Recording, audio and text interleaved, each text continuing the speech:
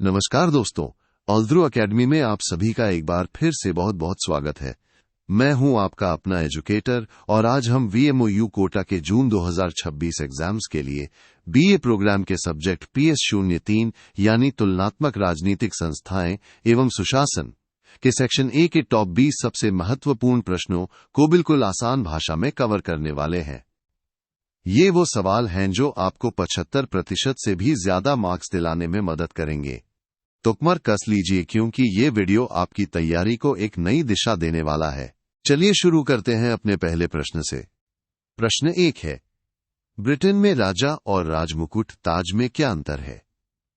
दोस्तों, ये सवाल इतना महत्वपूर्ण है कि देखिए, दिसंबर 2023, जून 2019, दिसंबर 2021, जून 2018, जून 2016 और जून 2024 में भी ये आ चुका है। इसे बिल्कुल रट लीजिएगा।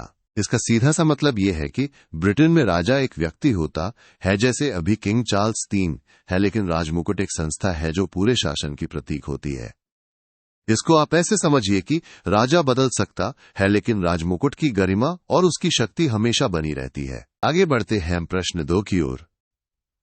संसदीय या संसदात्मक शासन प्रणाली की कोई 2 विशेषताएं बताइए अथवा इसे परिभाषित कीजिए। साथियों, ये भी एक बहुत ही इंपॉर्टेंट प्रश्न है।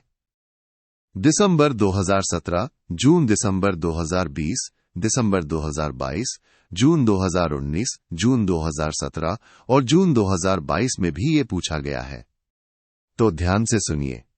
इसको आप ऐसे समझ सकते हैं कि संसदीय शासन प्रणाली में कार्यपालिका और व्यवस्थापिका यानी सरकार चलाने वाले और कानून बनाने वाले दोनों मिलकर काम करते हैं। और बस एक खास बात यह है कि कार्यपालिका व्यवस्थापिका के प्रति जवाबदेह होती है, यानी उसे हर काम का हिसाब देना पड़ता है। अब आता है प्रश्न 3। तुलनात्मक राजनीति के अध्ययन के परंपरागत दृष्टिकोण की कोई 2 विशेषताओं का उल्लेख कीजिए। विद्यार्थियों, ये प्रश्न भी कई बार रिपीट हुआ है, जैसे दिसंबर 2019, दिसंबर 2018, दिसंबर 2023, जून 2022 और जून 2018 में। तो इसे भी अच्छे से समझ लीजिए। इसका जवाब है कि परंपरागत दृष्टिकोण ज्यादातर चीजों का सिर्फ वर्णन करता था और ये बहुत ही संकुचित था।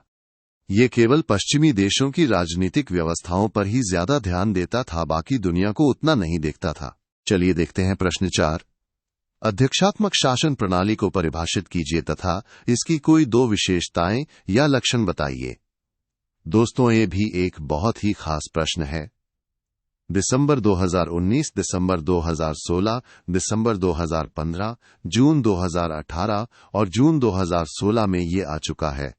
तो इसे भी अच्छे से तैयार कर लीजिए। अध्यक्षात्मक शासन प्रणाली में कार्यपालिका का अध्यक्ष ही असली प्रधान होता है, जैसे अमेरिका में राष्ट्रपति।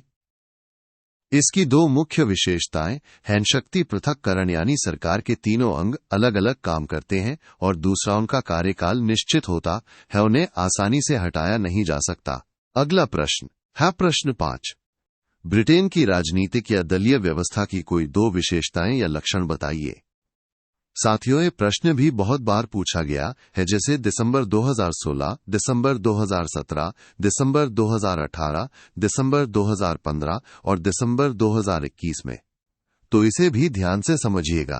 ब्रिटेन की राजनीतिक व्यवस्था की 2 मुख्य बातें ये हैं कि वहां मुख्य रूप से 2 ही बड़ी पार्टियां होती हैं, यानी द्विदलीय प्रणाली है, और वहां दलों में बहुत कड़ा अनुशासन होता है, यानी पार्टी के सदस्य पार्टी लाइन से हटकर काम नहीं कर सकते।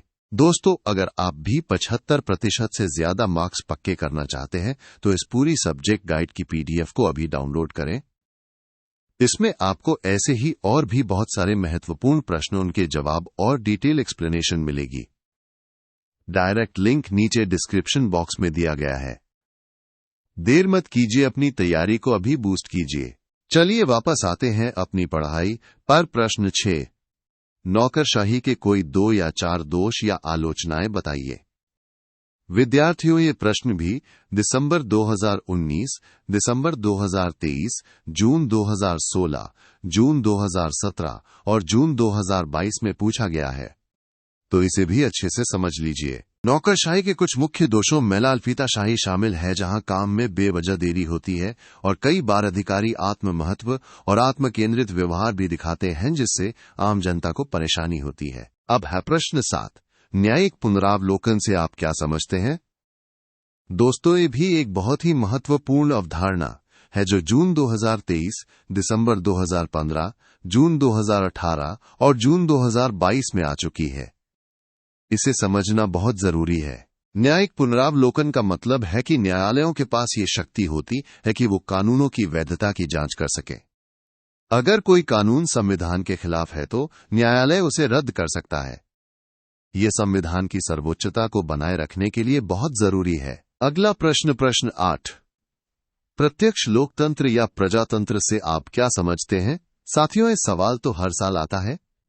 जून दिसंबर 2020, जून 2023, जून 2024 और जून 2022 में भी आ चुका है। इस बार भी आने की पूरी संभावना है। प्रत्यक्ष प्रजातंत्र वो शासन व्यवस्था है जहां जनता खुद सीधे तौर पर शासन के कामों में हिस्सा लेती है। इसमें जनता अपने प्रतिनिधियों पर निर्भर नहीं रहती, बल्कि सीधे फैसले लेती है। जैसे स्विट्जरलैंड में कुछ जगहों पर ऐसा होता है। चलिए प्रश्न 9, फ्रांस में मौजूद न्याय व्यवस्था की विशेषताएं अथवा 2 प्रकार के न्यायालयों के नाम बताइए। विद्यार्थियों, ये प्रश्न भी दिसंबर 2016, दिसंबर 2017, दिसंबर 2023 और जून 2016 में रिपीट हुआ है, तो इसे भी अच्छे से याद कर लीजिए। फ्रांस में मुख्य रूप से 2 तरह के न्यायालय होते हैं। एक तो है साधारण न्यायालय जो आम नागरिकों के मामलों को देखते हैं, और दूसरे हैं प्रशासकीय न्यायालय जो सरकार या प्रशासन से जुड़े मामलों को सुलझाते हैं। अब आता है प्रश्न 10, तुलनात्मक शासन एवं तुलनात्मक राजनीति में अंतर बताइए। दोस्तों, ये प्रश्न भी दिसंबर 2016, जून दिसंबर 2020 और दिसंबर 2021 में पूछा गया है। ये थोड़ा कॉन्सेप्चुअल है, तो ध्यान से समझिएगा। इसका सीधा सा मतलब है कि तुलनात्मक राजनीति का दायरा तुलनात्मक शासन से ज्यादा बड़ा है। तुलनात्मक शासन सिर्फ सरकारों और उनके ढांचों को देखता है, जबकि तुलनात्मक राजनीति में गैर राज्यीय राजनीति यानी समाज के दूसरे पहलुओं का भी अध्ययन किया जाता है। अगला प्रश्न है प्रश्न 11, सुशासन से आप क्या समझते हैं? साथियों, प्रश्न भी जून 2023, दिसंबर 2023 और जून 2022 में रिपीट हुआ है। ये आज के समय में बहुत ही प्रासंगिक विषय है। सुशासन एक ऐसी प्रजातंत्रीय व्यवस्था है जो सिर्फ काम करने में कुशल और प्रभावी ही नहीं होती, बल्कि न्याय संगत प्रक्रिया पर भी जोर देती है। इसमें पारदर्शिता, जवाबदेही और लोगों की भागीदारी बहुत जरूरी होती है। अब देखते हैं हम प्रश्न 12, द्विसदनात्मक व्यवस्थापिका के पक्ष में कोई 2 तर्क या फायदे बताइए। विद्यार्थियों, ये प्रश्न भी दिसंबर 2017, दिसंबर 2018 और दिसंबर 2015 में पूछा गया है, तो इसे भी अच्छे से समझ लीजिए। द्विसदनात्मक व्यवस्थापिका यानी 2 सदनों वाली संसद संघात्मक शासन के लिए बहुत जरूरी होती है, और इसका दूसरा बड़ा फायदा यह है कि ये पहले सदन की मनमानी पर रोक लगाती है, जिससे कोई भी कानून जल्दबाजी में या बिना सोचे समझे पास नहीं हो पाता। चलिए प्रश्न 13, प्रदत्त व्यवस्थापन से आप क्या समझते हैं? दोस्तों, ये प्रश्न भी दिसंबर 2017, दिसंबर 2021 और जून 2019 में रिपीट हुआ है। ये थोड़ा तकनीकी शब्द है, लेकिन बहुत आसान है। प्रदत्त व्यवस्थापन वो प्रक्रिया है जिसमें कानून बनाने वाली संस्था यानी व्यवस्थापिका अपनी कानून बनाने की कुछ शक्तियां कार्यपालिका को सौंप देती है। ऐसा इसलिए किया जाता है ताकि छोटे मोटे नियम कानून बनाने में तेजी आ सके। अगला प्रश्न है प्रश्न 14, संघात्मक या संघीय शासन प्रणाली या व्यवस्था के किन्हीं 2 गुणों का उल्लेख कीजिए। साथियों, ये प्रश्न भी दिसंबर 2019, जून 2018 और जून 2022 में पूछा गया है, तो इसे भी अच्छे से तैयार कर लीजिए। संघात्मक शासन प्रणाली के 2 बड़े फायदे ये हैं कि ये देश की प्रतिरक्षा यानी सुरक्षा के लिए बहुत लाभदायक होती है, और दूसरा इसमें स्थानीय स्वशासन को बढ़ावा मिलता है, जिससे जमीनी स्तर पर लोगों की समस्याओं का बेहतर समाधान हो पाता है। अब है प्रश्न 15, अमेरिका में विद्यमान न्यायिक पुनरावलोकन की कोई 2 विशेषताएं बताइए। विद्यार्थियों, ये प्रश्न भी दिसंबर 2019, दिसंबर 2016 और दिसंबर 2018 में रिपीट हुआ है, तो इसे भी अच्छे से समझ लीजिए। अमेरिका में न्यायिक पुनरावलोकन की दो मुख्य बातें ये हैं कि ये संविधान में ही निहित है, यानी संविधान का एक अभिन्न अंग है, और दूसरा है सरकार के तीनों अंगों के बीच शक्तियों का संतुलन बनाए रखने में मदद करता है ताकि कोई भी अंग अपनी शक्ति का दुरुपयोग न कर सके। और हां दोस्तों, अगर आपको दूसरे सब्जेक्ट्स के भी प्रीमियम गाइड्स चाहिए तो डिस्क्रिप्शन बॉक्स में दिए गए लिंक पर क्लिक करके आप उन्हें भी डाउनलोड कर सकते हैं। हमारे पास HI01 से HI06 तक और PS01 से PS06 तक सभी महत्वपूर्ण गाइड्स उपलब्ध हैं जो आपकी परीक्षा की तैयारी को और भी मजबूत बनाएंगी। चलिए प्रश्न 16। नियंत्रण एवं संतुलन अवरोध और संतुलन सिद्धांत से क्या आशय है? दोस्तों, ये प्रश्न भी दिसंबर 2016, जून 2023 और जून 2017 में पूछा गया है।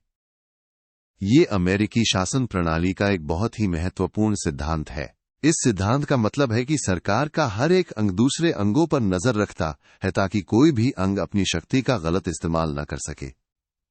इससे सरकार के तीनों अंगों के बीच एक संतुलन बना रहता है और शक्ति का दुरुपयोग रुकता है। अगला प्रश्न है प्रश्न 17।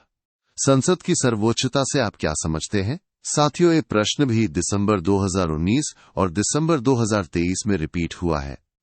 ये ब्रिटिश शासन प्रणाली की एक खास विशेषता है। संसद की सर्वोच्चता का अर्थ है कि संसद के पास किसी भी विषय पर असीमित कानून बनाने की शक्ति है, और हाँ, संसद द्वारा बनाए गए किसी भी कानून को कोई भी अदालत चुनौती नहीं दे सकती। ब्रिटेन में ऐसा ही होता है। अब आता है प्रश्न 18। लाल फीताशाही से आप क्या समझते हैं? विद्यार्थियों, ये प्रश्न भी दिसंबर 2016 और दिसंबर 2018 में पूछा गया है। ये नौकरशाही का एक नकारात्मक पहलू है। लाल फीताशाही नौकरशाही की वो विशेषता है जहां अधिकारी अनावश्यक नियमों और औपचारिकताओं का पालन करते हुए काम में बेवजह देरी करते हैं। इससे जनता को बहुत परेशानी होती है और काम अटक जाते हैं। चलिए प्रश्न 19। नौकरशाही की किन्हीं दो विशेषताओं का उल्लेख कीजिए। दोस्तों, ये प्रश्न भी जून दिसंबर 2020 और जून 2018 में रिपीट हुआ है। ये नौकरशाही की सकारात्मक बातें हैं। नौकरशाही की दो प्रमुख विशेषताएं हमपद सुपान व्यवस्था, यानी एक क्रमबद्ध ढांचा जहां हर अधिकारी अपने से ऊपर वाले के प्रति जवाबदेह होता है, और दूसरा योग्यता आधारित चयन, यानी अधिकारियों का चुनाव उनकी काबिलियत के आधार पर होता है जिससे काम निष्पक्षता से होता है। और अब है हमारा आखिरी प्रश्न, प्रश्न 20। प्रत्यक्ष प्रजातंत्र के प्रमुख साधनों के नाम बताइए। साथियों, ये प्रश्न भी दिसंबर 2018 और जून 2017 में पूछा गया है, तो इसे भी अच्छे से याद कर लीजिएगा। प्रत्यक्ष प्रजातंत्र के प्रमुख साधन है लोक निर्णय, जिसमें जनता सीधे किसी कानून पर वोट करती है। उपक्रम, जिसमें जनता खुद कानून बनाने का प्रस्ताव रखती है। प्रत्यावर्तन, जिसमें जनता किसी चुने हुए प्रतिनिधि को वापस बुला सकती है। और लोकमत संग्रह, जिसमें किसी खास मुद्दे पर जनता की राय ली जाती है। तो दोस्तों, ये थे आपके PS03 सब्जेक्ट के टॉप 20 सबसे महत्वपूर्ण प्रश्न। मुझे पूरी उम्मीद है कि ये वीडियो आपकी परीक्षा की तैयारी में बहुत मददगार साबित होगा। आप सभी को आपके एग्जाम्स के लिए बहुत बहुत शुभकामनाएं। याद रखिए, मेहनत का फल सफलता है। इस वीडियो को लाइक करना, अपने दोस्तों के साथ शेयर करना और अल्द्रू एकेडमी को सब्सक्राइब करना बिल्कुल मत भूलना। और हाँ, डिस्क्रिप्शन बॉक्स जरूर चेक कर लेना। Best of luck.